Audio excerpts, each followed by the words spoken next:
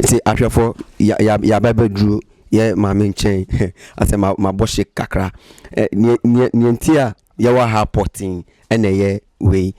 Say, or call my main chain, or bano, a dear or muddy a channel, or the bar, as I say so, any. May not thought, may not touch him, no dog blow. No waka town, go for no dollar. A cook clock, she coga covino. Aniela Shona Bina Quacono. Okay, my name's Patrick. Patrick Oboashi. Patrick Oboashi. Yeah, I'm from Nigeria. Okay. In fact, there was some point that I almost committed suicide. Yes, I was so frustrated to a point that I almost take my life. You wanted to end it? I wanted to do anything, like not that anything that will get me into trouble, but something that will bring me out. Okay.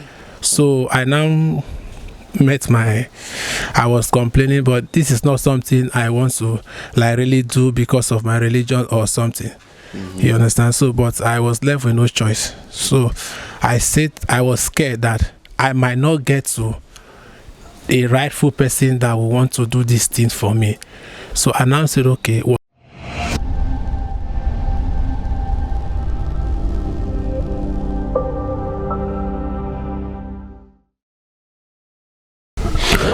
right into a paying for Yamamo Aquaba Ediba Kawacha TV so and then so a man do say a day and dada Jumedia Amamrefi Eddie Ebebremo we catch us a butaya Eda sa Ejumedi Echi Enina and say a maybe a chairman who say an anomo or Modia Mamreno Amania any Ahamedro a church and a chair on ma who say a sium ye pa a mere media a mrita when they won't say and ne Nkwala ya bahano ye refi Amamreno na ya mama wa eni mranti aye ba no ye refre amamre no nti Kabacha TV ye da to ye hunso se ye call my name na impanyimfo amuti amamre na ase ana omu kire amamre na ye hu eti ase ye na ye nso ye nya hu nim de asu ade e de fremu no ye ne wam edi nkomo na afi ye hu butaye potia ewo amamre ne echi ene ti se ene ye first time a wo hwe ya station wo hwe Kabacha TV ni amesre se obeya amaye ne se obe subscribe ya na wa twen sima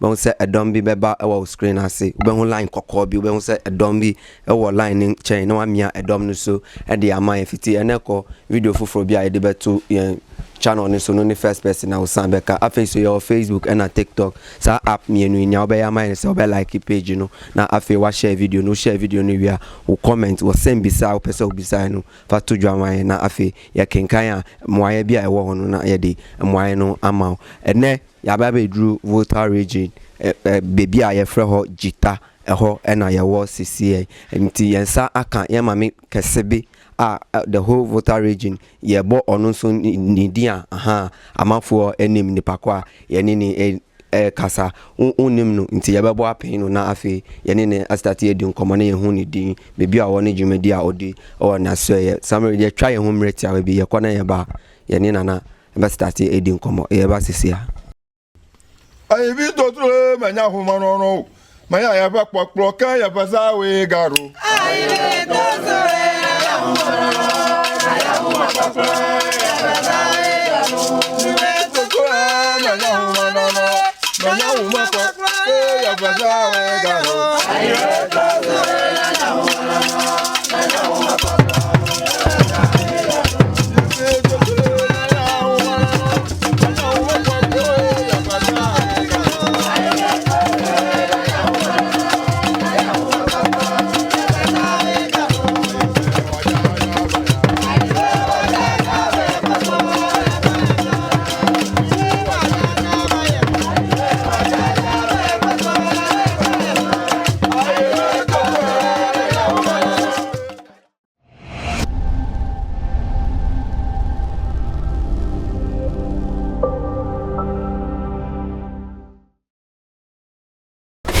yo inti impanyufo ya mamo akwaba bio ya da wasese watwen amaye kogi yen krato aba afedia ya bo apen ya mame ya nini ebe abedi enkomo obeka ayegbe ya beyire ho na ya fe ya di inchachirimu no aba twi no mu ama obia na ya nyina ya te na ya mame ekire na ase ti ya bo apen no na ya nini estati edi enkomo miano ni do wezo no ko Kabacha TV.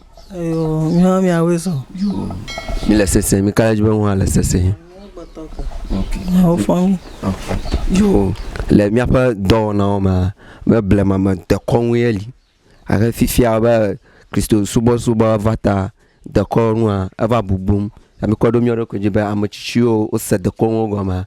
Nya do je kplo ka wi won nya cho de konwa no fie mi ko mi o vi o gbana mi asron akochoma ngmata mi tere ngoro le mi apa do na me do ma ya me de menya ameya mi le eja don kplo ta mi abia wonko fia na le kple do na wona le o do pe la fia ko mi apa nu kpola ha wa kpo goma lama Yo akpa mi apa nu po. Nya me won po ma ko nya ma mi rasta agbamara malajita gbadara manya madagba mu odono gbogbo wotrona ma keiwa ma afia ai mamiana da woko ada aklo pla alo wowe no okogano. No be mami da amade goma saka ale atako de goma na mi ase goma afia ba lashio ayo lashio na ma ko ala banawe nana mole ta cho tam kame na unton e po de jesiba mami ele ya mami lashio fia matrodo fia pa blana vota blana voto 45 years. Okay.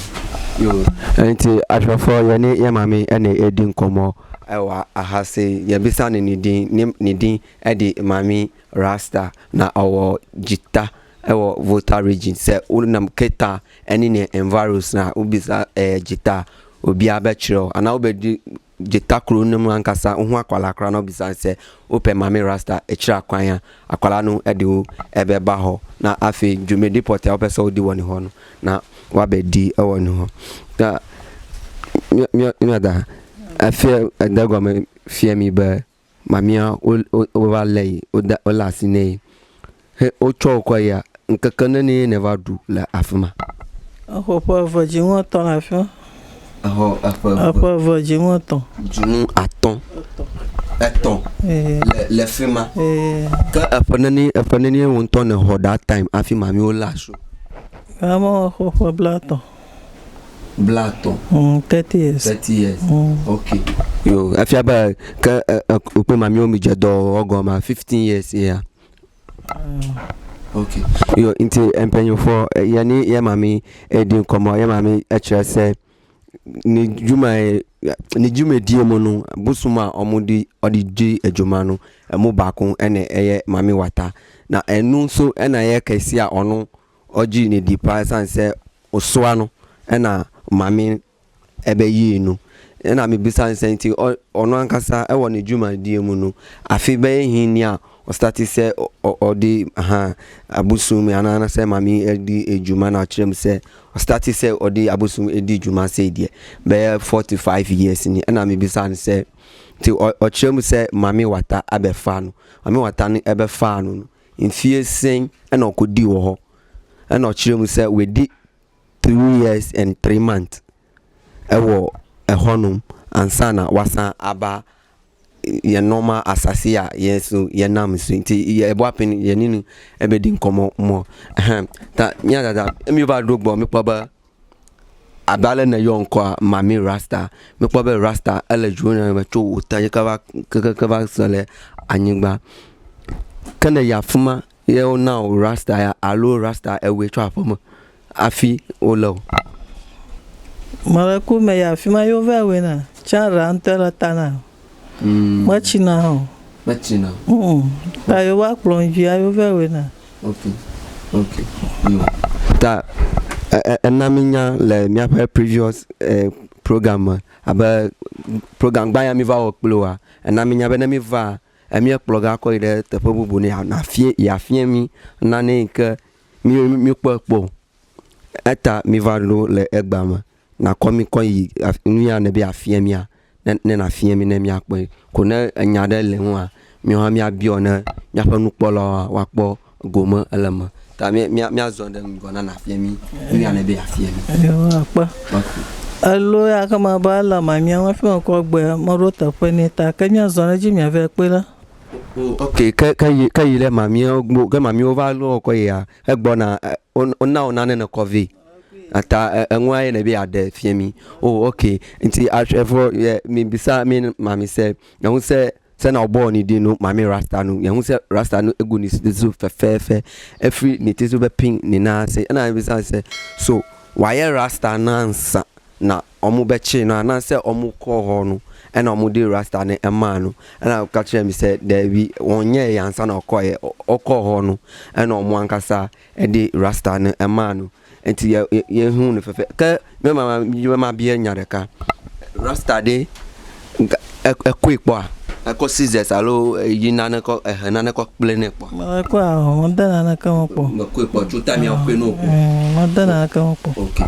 yo enti me be start say enti ni rasta na ewo ni ti so no so or the scissors a shemu da ana bibiti say sika say we yi ni ti ni da na si da bi efimra ye ma no be pim ene no sa enenti won fa hwe enfa enkanu na osi okọ mami enche no ana mami no be fa no oba asase no so no omuma no adibia ode baaye enti sa adi na ode baaye na opese oyi ekire na mbisa se adi ben adi na oka no de na osi crocodile enti eno na opese ocheye na ehu asembise bia ye wa ye bebisa no na ye bisa no ti ye bo ye koyi nim na wa kire yen ade port ya ewo eho mi mama me de ko mi azore ngo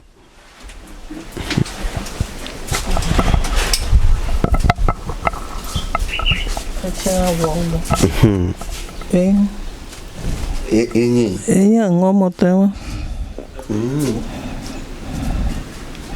wow it's actually for ya babedru ye mama nchen ase ma boshi kakra ni ntia ya wa ha porting ene ye we say okọ mama nchen no omu oba no ade a omu de ache no a ode ba asase so eni eba we okọ ni yo cover mi o do me air okay enwiyo a dokao kun na kon yo ko wala la fian atodo mo no todo me no toshi no do plo no wakata uni ko poto no dala amada abieba we a manya enwu onye yo la popon ku manya gbogbo mo na no tane ba e ko le pepe na mo yo dana tojia école pepelon wa gomme sociale kamale on to ata na mi gomme sociale ka nya ponu pono wa pogo mala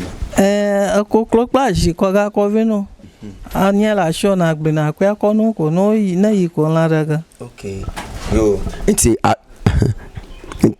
atwafo ya ba bedu ya mama nchen nia ofri mama watanu mu chen eba omudi amanu a wodi anase ofri nsuo asi eba na omudi ache no ena weyi edi achire yen ewa ha ena bisa senti ni ewa ha adwuma potin ben ena odi eye ena ostrese woma omuko nsuo so ena odi sa tumi we ebwa won ena bisa senti obi pese sa adie anase crocodile ewo denchi ewo nsuomu yi opese oba ni nchen na obaji tumi bi na oframbo ni hu ban se okọ nsuo so edien poti na wo se nipa ni eye na o si o we de enye asema edin bia nia obeya ni se obefre onu ankasa ofre na obekire okwan a obefa so nemu oboso se oba na wa wukra nkosia ene nkukọ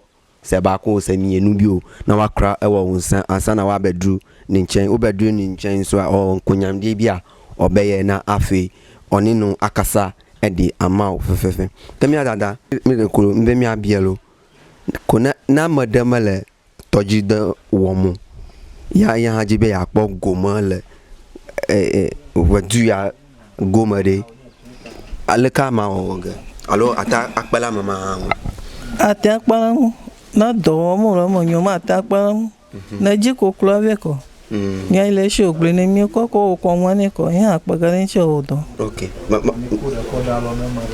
amoyo le amadel dia le model le office don mele toji don mu menye asiha chamolu ya do ko le office gun ojibe ya yede ngo ekpo be ye nto ekpo ba ye wodo kaka o mele han le ngo gba yimu fetu ha o me dadam le jine odi amama fomovi leke na oga ko beju ya ko pele amama ya mi atia we ni akpaga ni chi acho de aragba mi dogene inchi kwa ma chara fiaga mi la gani nali ko gbogbo motara re nchi ko la ba mi jimo pe mo dana foto jini o dare jini na ga ma to na le sho ga ti atore shi na mo ngo yi po mo ngo yi hoga ko ba cho ta ma kanu ko na yun ko ba cho padanu okay nti ebusun ahwefo me pacho me bisa me ma me se yemfa ni se mi sei enye insusu juma ena me ye ena enye edwedi nkekempo so na me di na me wo office ese me ye juma ewo aban ejuma ha okay na me wo office me insusu me hu se ejuma ma ye ejuma be 10 years ni 20 years ni me nya promotion ana se market one so yen two so mami san yen krofo sei no be den na wa boa ye obetimi aboa yen so ewo kwan bi so ana enam sa busumi mu wa ahase na kan se ai obetimi aboa enam kwan a uso obefa so a obeba ani adwea eta usu eda usu utima odi aba no enu hu akonya ana hu juma ena obedi edi amao nia yesi ye so uye enu a busuma ewa hai ebetimi edi aboa wodwuma bia odi yo dada yo mi abie ko yatweba vadua amadaha atava abagbono be o majibe ma hovadua alo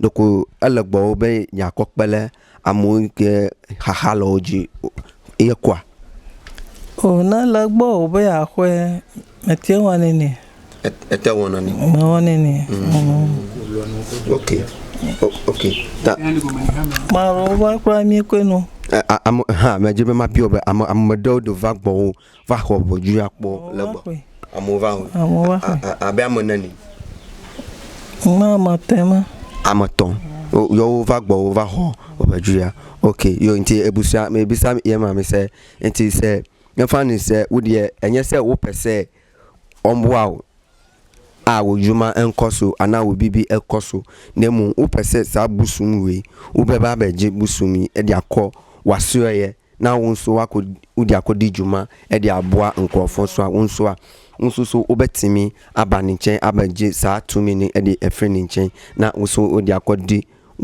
ujuma okay ka mi adada amadela afugo anye always na nyekpla makwa amadela interview one ya mabuna amoyole afugo du ha onti alaba wola manya ofudogo la ava egba achoko agbugura aju abemio kemi va gba achodo mahi mi atami agava wode gomo popoka watakpo le bo ocho wajua bo o tencha pe ayo nya ka popo la do mi ko na yemo poka na romula ko mi bieta na wi faram na ka ogble no na wi na te aro la blog na bo do mi ana la choko wo taro no okay ta wajua la fia aba lo ya po mi la wani ni ya na o le chi amala fia mi da po ya to 15 years. For we are 15 years. Okay. Yeah, ebusa me bisa ya ma me say afi ahin na denchemi omu agusu ewo ni nche ana odi wom edi juma ewa ha no kyerem say omu woni nche be 15 years ni afi edu eni echire aha edunum afi edunum na bosum ewo ni ka amoton ya ko olafia alo do ojivi kwa ojivi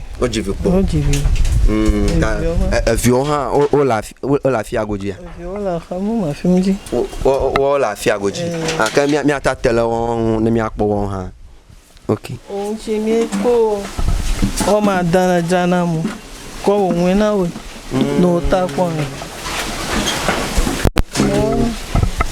okay ta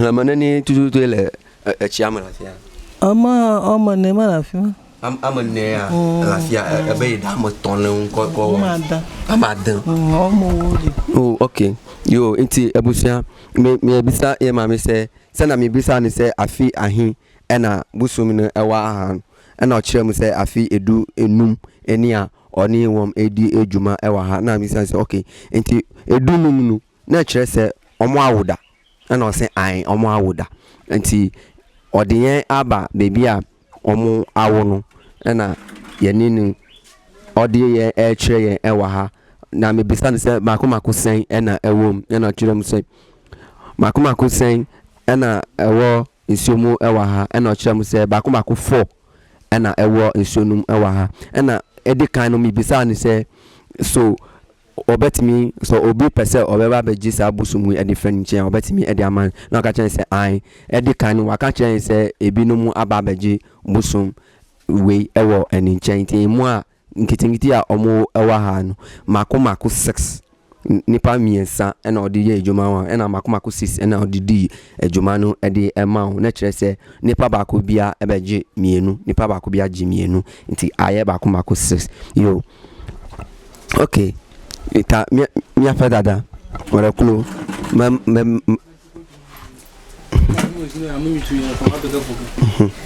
dada okay ma jibe ma bia un de ka vare ko tu mi a so mi la fia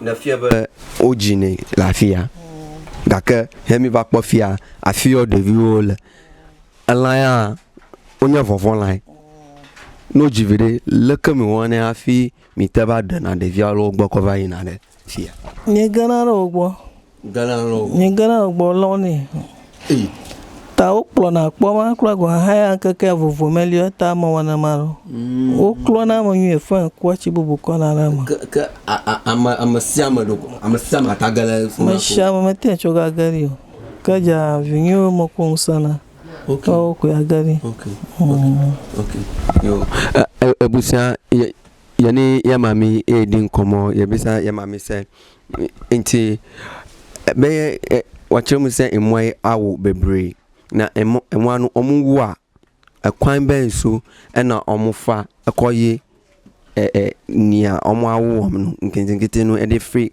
kese ni chen e de eba be hira na me bisa nse nti obia nso betimi akoho ti se nia opeana ajen so oh we de se oba ha na omu ya ya de a eda form keke na emu huhu sunsun asem enu nti se oba ha na hu se obi ewo ho a odi juma ewo ho a na enu nkire se obi akeke na betimi ara ho ya da me nkpoba de kakpu yale vano ele mi haji de ka jema de kakpu ma de amaka onyanu doka ya wana le gbo la fia e wa choba fu moto da fune mo woni ni chwe mi ple ape gbe ta fi ojo ga ya pa me ta yo bien mo wana mami na mama be ta ma go rojo me ko ipoto okay se be ya ko oku he ko ba gbo na ko gbo ni okay fika ochova achoba Nigeria ocho Nigeria okay yo ta yo fugba ko na bia iko tiando ye fugba ko ta amode de le mi ata apo nu fle ya ha okay yo ebusia ye hu se ye bra bi so abatina ye nchen ewa ha na ye bisa e ma me se nipa na wa betina oye nipa ben na o kire mu se oye obi a te se na okan efin fiti ase se wo ho na se mami wata hawa otimi ye hu ni kira kwan na ye diwu eba ne nchen a otimi ye niama ede ma na sa ohaw no efri usonu nipa oti ha oye example of sa adina okan just said papa we a oti ye nchen wa ha ofri Nigeria ton ena obaye na ni ewom ni so na mami wata no ha no ewo Nigeria ha na omuti ni nka na amudi ni baye no ena odi ejuma ede ma onu na enye onu nkwa na emu amafo bebre ebaye ena omukoi ena aka onu nkwa ewa ahase nti so ohunu a oye obi a or buano senebeya or hawa or one in sunu ebe free nesu. Come to our mother. We are trying to ask him one or two things concerning our tradition and how it works. Yes, but he made us know that she made us know that you are a victim of people who this marine spirit are disturbing, and they brought you to her to sort you out so that you will be out of that problem. We want to know, firstly, I don't know if you mind we knowing your name. Okay, my name's Patrick. Patrick Oboashi. Patrick Oboashi. Yeah, I'm from Nigeria. Okay. I think the reason why I even came to Ghana myself, I don't really know first. But this is just one of the reasons why, spiritually, I think this is the reason why I came here. Okay. Well, I was outside the country. I was in Dubai. So there was no problem before. But as person grows, as you grow, that you want to attain a greater height, I started seeing some challenge and all of that things. Then I noticed that things were not all right with me. I'm a Christian. I go to church. I believe in God. Okay. You understand? But things were not all right. So I went to church. I left Dubai. I went to Nigeria back. Then we went to church. We pray. Then make some prayers. Back then they had no access to me again. But that was for some point. Later they came back. So things became so messy with me. Like everything, like things became so worse and bad. Like anything I put my hand, whatever I do does not work. I was a very patient person since 2017 up to date. I was praying, hoping that God will intervene. But at the same time, I would say God has intervened for bringing me out. Okay. You understand? Because all I wanted was I want to be free, so that let me live a normal life like every other human being. God said his thought is not of thought of evil. In fact, there was some point that I almost committed suicide. Yes, I was so frustrated to a point that I almost take my life. You wanted to end it. I wanted to do anything, like not that anything that will get me into trouble, but something that will bring me out. Okay. So I now I was complaining, but this is not something I want to like really do because of my religion or something. You understand? So, but I was left with no choice. So I was scared that I might not get to a rightful person that will want to do these things for me. So I now said, okay, whatever, because whenever I sleep, this is not something that I would just I was seeing something. Like when I mean seeing something, snake will come and bite me. This one, something different. People are always coming, you are owing. Like this is not they in the dream. Like even if I close my eyes, sometimes if I sit like this, like see people will come, you are owing. So my pastor now gave me some direction to do. I should go and throw money at the road, 7 coins for 7 days. I throw it. They say what you are owing is more than that. Seriously? Yeah, they say what you are owing is more than that. Okay. So I now said, I told my meeting. That was where what he knows ended. Okay. That was my own thought. So even I was holding my phone one day like this, my 2 phones just went blank. Just like that? Just like that. If I ask you, even back then, if I ask you for even 1 CD, you will not give me. Nothing like favor was around nothing me. You asked anybody? Nothing. Nobody was helping me. Nothing. Wow. Nothing. Okay. So for how long have you been here? I've been here for like a month now. Like a month? Yeah. No. It made me a month on the 5th. So let me just make it brief. So I now went to my granddad. My granddad did some few things. He said this is something that he cannot do. So we wanted going to somewhere. Your granddad, is he also a spiritual person? Yeah. Like in a Christian way or tradition? On a traditional way. Okay. So he said he cannot do it, but he said what he sees, he was not sure. So he directed me to go to somewhere. When we went there, they told me that it is mommy water that is wrong with me. I already know that this is my own problem, but I want what they need from me. Let them tell me so that I will do it for them, so that I will be free. That was just what I wanted. Okay. So when I got there, I was seeing a different thing there where I went to, not here.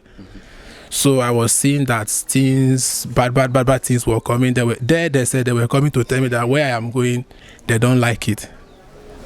So I now came back. I told my granddad that place, I don't like it. He should do something again. He did few things. So they now directed us here. Oh, the spirit directed us here. Okay, so the spirit itself directed us here that we should come here. I have never been to this place before. My granddad has never been to this place before. Because I am about to ask you, so how did you get to know? Yes, the spirit directed us here. They directed us to come here.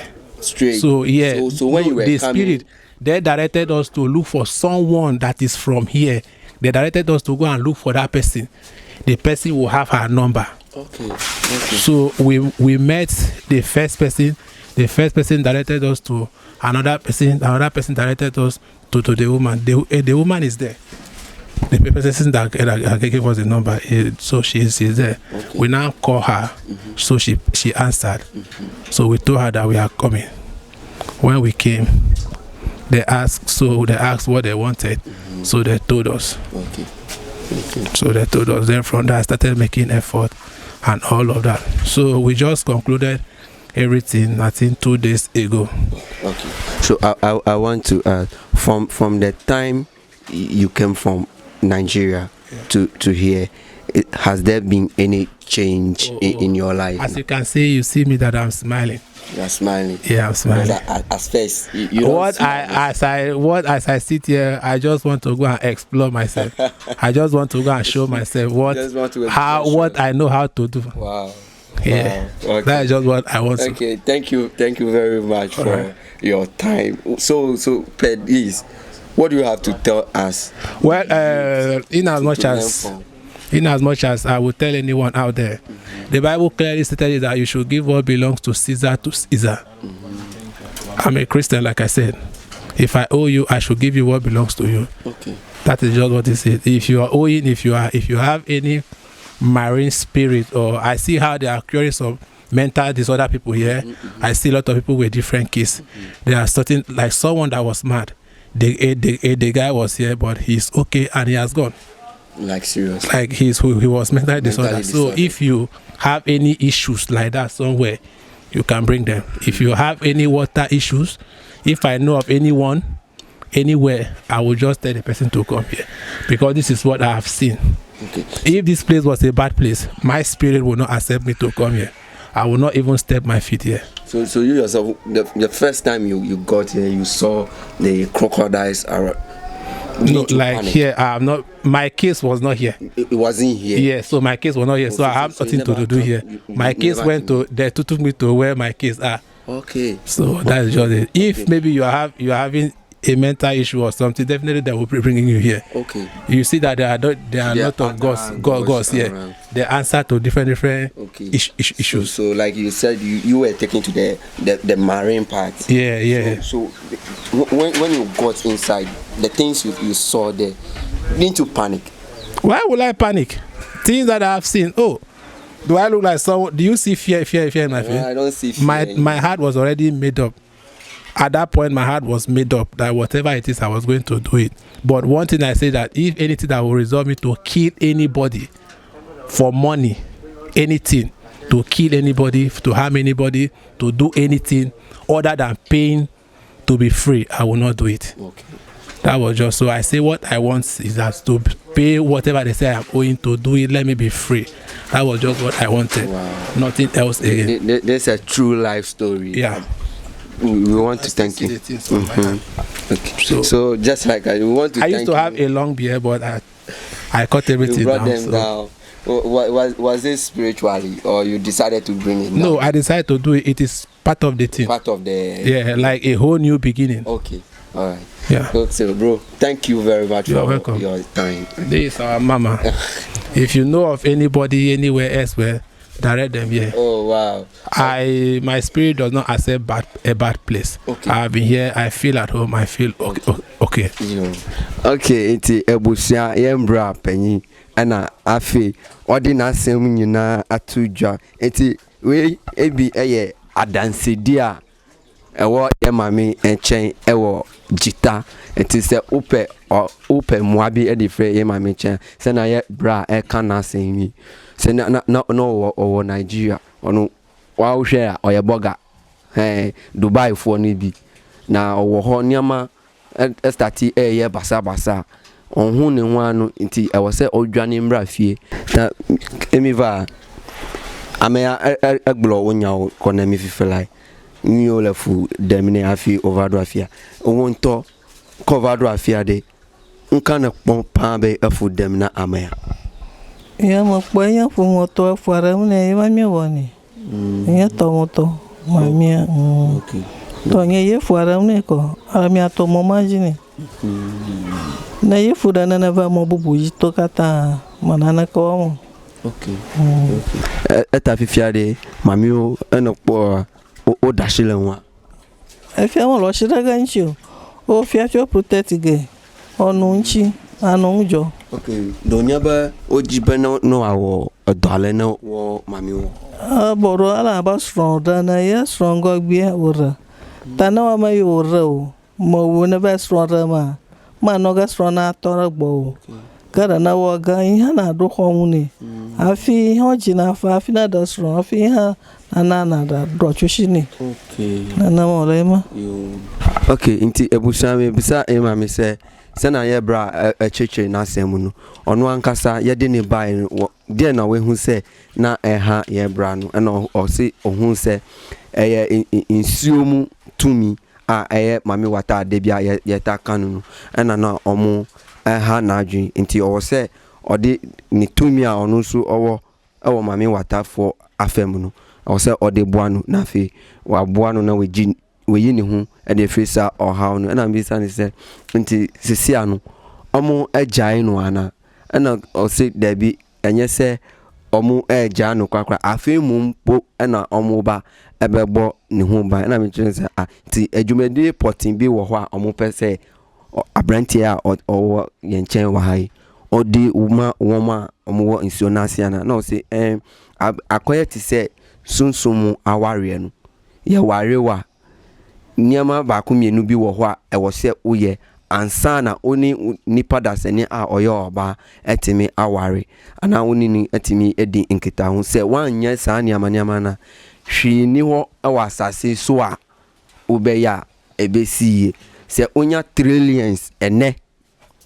ni nyina be fi hunsa se wo ware ene oba no ochina obekọ sa enana eti eno nti emwaya onu so ewo a odimi bedime aboano no na odi aboano yo dada mi jebe mi ada akpa no pa le egba anwi na mi sroncho gbo abale magla na mi jidepo ale be amade hale te fada na kuhe le mi ajia ata ademi akocho kuhe mama ta mi ada kuku na ko wo number ko dali na amade le fukpepa ale ma na menye yento kra no okpo video ya onyamade ile haha adem aba ale miofo ya aba gbro onya fia wata ayo alo akọ wo number na mama wa yo kwa na pepa de unele kwa na ko na amata na ko wo number odali ya number ya 0243